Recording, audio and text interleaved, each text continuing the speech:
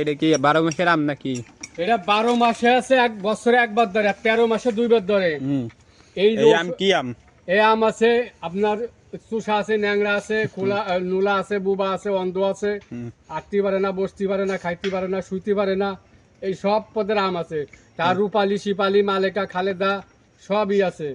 হিমসাগর আছে, বাড়িভোর আছে, তারপর তোমার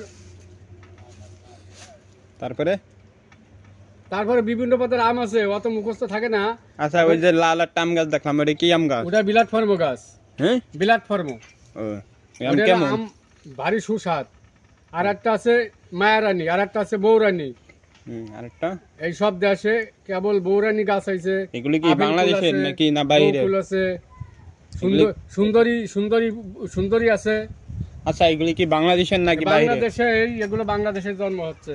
বাংলাদেশে কি বাইরে তাইছে? হ্যাঁ, এই যে ধরো।